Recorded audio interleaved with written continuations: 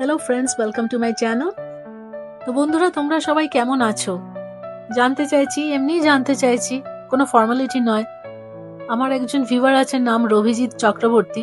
সে যেমন মাঝে মধ্যেই আমাকে জানায় যে সে কেমন আছে। আমার তো ভালোই লাগে তখন লোকজনের খবরাখবর জানতে। যাই হোক, এবার এই ভিডিওটা সম্বন্ধে বলি বন্ধুরা। তো এটা হচ্ছে একটা সাপ্লিমেন্টাল ভিডিও, মানে আমি একটা লং ফর্ম ভিডিও বানিয়েছি about my garden in California. কিন্তু সেই ভিডিওটাতে টেকনিক্যাল রিজনে আমি অনেক কিছু ইনক্লুড করতে পারিনি। সেই জন্য এই ভিডিওটা তৈরি করেছি। যেগুলো ইনক্লুড করতে পারিনি ওই লং ফর্ম ভিডিওতে, সেগুলো এই ভিডিওর মধ্যে আমি ইনক্লুড করেছি। 3 মাস আগে যখন আমি ইউটিউবে প্রথম ভিডিও পোস্ট করা শুরু করেছি, তখন আমার পরিচয় হয় একজন খুব সুন্দর ভালো মেয়ের সাথে, তার নাম আশা। তো আশা তখন আমাকে বলে যে, দিদি তোমার গার্ডেনটা আমার দেখার খুব ইচ্ছা, তো তোমার গার্ডেনটা একসময় দেখিও। বাই দ্য ওয়ে, এটাও বলে রাখি, আশা কিন্তু আমার থেকে অনেক জুনিয়র। আর ওর সদ্য একজন বেবি হয়েছে, একটা খুব সুন্দর মেয়ে হয়েছে। সেই জন্য তোমরা তার বেবিকে আশীর্বাদ করো এবং আশাকে এবং ওর আশার ফ্যামিলিকে বেস্ট উইশেস জানিও। আমি সকল ভিউয়ার্সদেরকে রিকোয়েস্ট করছি। তো তার রিকোয়েস্টেই আমি এই ভিডিওটা বানিয়েছি। কিন্তু যেসব ছবিগুলো আমি ইনক্লুড করতে পারিনি, কারণ এই ছবিগুলো গোলাপ ফুলের ছবি, নানা রকম ফুলের ছবি আমি সব পোর্ট্রেট মোডে তুলেছিলাম। কারণ ওই পোর্ট্রেট মোডে এই ছবিগুলো ভালো আসে, ফুলের ছবিগুলো। আর এই ছবিগুলো কিছুতেই ফিট হলো না আমার ল্যান্ডস্কেপ মোডের গার্ডেনের ভিডিওতে। তো সেই জন্য আমি আর কি করি, এগুলোকে আলাদা করে কম্পাইল করে আমি এগুলো আপলোড করছি। তবে হ্যাঁ, এই ছবিগুলো নানা রকম টাইমের তোলা। যেমনি গোলাপ খুব ভালো হয় হচ্ছে মে মাসের প্রথম দিকে, আর নানা রকম ফুল নানা রকম টাইমে ফোটে। তো এই ফুলগুলো over a period of time আমার ছবি তোলা হয়েছে। তো আমি আর বেশি কথা বাড়াচ্ছি না, বেশি কথা বলবো না। তোমরা জাস্ট দেখতে পারো এই ফুলগুলো।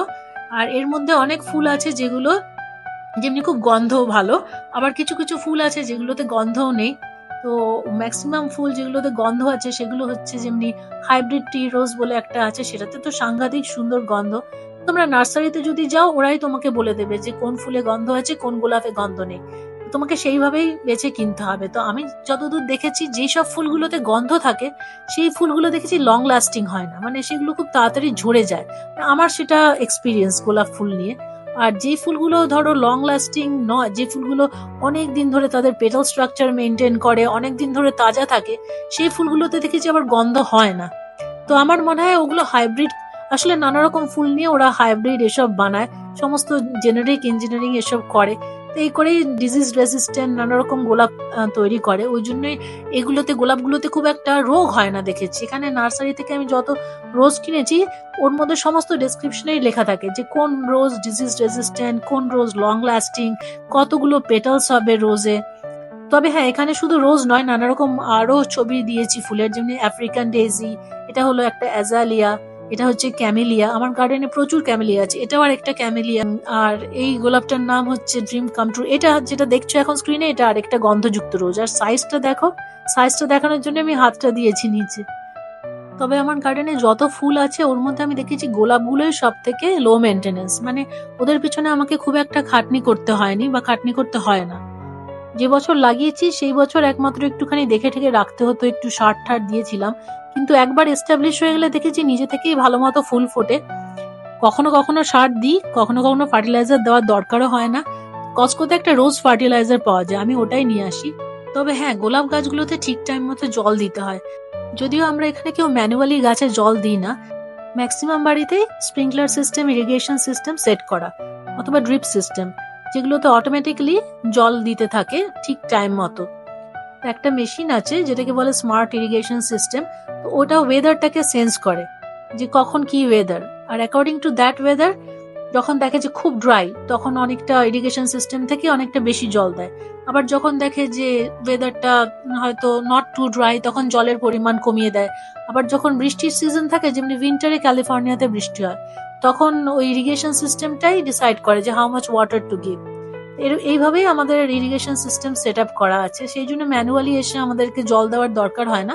তবে হ্যাঁ, তত্ত্বাবধানের একটু দরকার হয়, এসে চেক করে যায়। কারণ অনেক সময় হতে পারে যে ধরো স্প্রিংকলার সিস্টেমটা কোথাও ড্যামেজ হয়ে গেল, কিছু হয়ে গেল, তো তখন এসে আমরাই ওটাকে চেঞ্জ করে দিই। বা হয়তো কোনো পাইপটা হয়তো কোনো রকম ভাবে লিক হয়ে গেল, মানে এক্সেসিভ ওয়াটার হলো, তখন আমরা ওগুলোকে নিজেরাই ঠিক করে দিই। ওগুলো আমরা নিজেরাই করতে পারি। এখন আমরা অনেকদিন ধরে, 5 বছর ধরে গার্ডেনিং করছি।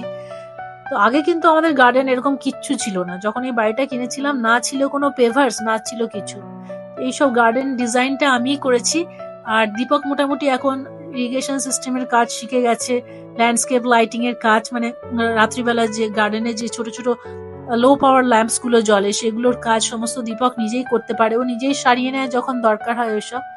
আর মাটি খুঁড়ে গাছ বসানোর কাজটাও দীপকই করেছে। বলতে পারো অন্তত পক্ষে গোটা 5 বছরে আমরা 3000 মতো গাছ বসিয়েছি। অনেক গাছ মরে গেছে, অনেক গাছ ঠিক মতো হয়েছে। তো ওভারঅল আমরা প্রত্যেক বছরই কিছু না কিছু গাছ, নতুন গাছ বসাতেই থাকি, বা পুরনো গাছ সরিয়ে নতুন গাছ বসানো, এগুলো হতে থাকে। আর এই সমস্ত কাজগুলো কিন্তু দীপকই করে। আমি জাস্ট হেল্পার, সাপোর্টার। আমি হয়তো মাটি এনে দিয়ে এইসব করি, কিন্তু যে হার্ড কাজটা মানে খোঁড়াখুড়ি করার কাজটা, ওগুলো দীপকই করে। আর গার্ডেনারের কাজ হচ্ছে গার্ডেনটাকে জাস্ট পরিষ্কার রাখা। যেমনি ওরা শুকনো পাতা হলে সেগুলোকে ব্লো করে পরিষ্কার করে দেয়, লন মোয়িং করে মানে ঘাসগুলোকে ছাটে, আর উইডস হলে সেগুলোকে একটু পরিষ্কার করে দেয়, তুলে দেয়। এই যা, আর বাকি কাজ আমরাই করি। আজকে আমি গার্ডেনিং এর এই ভিডিওটা এখানেই শেষ করলাম। আপনাদের অনেক ধন্যবাদ জানাই আমার এই ভিডিও দেখার জন্য। আপনারা আপনাদের ভ্যালুয়েবল টাইম স্পেন্ড করে এখানে এসেছেন। আর আপনাদের সাথে আবার দেখা হবে আরেকটি ভিডিওতে। Till then, take care, bye by.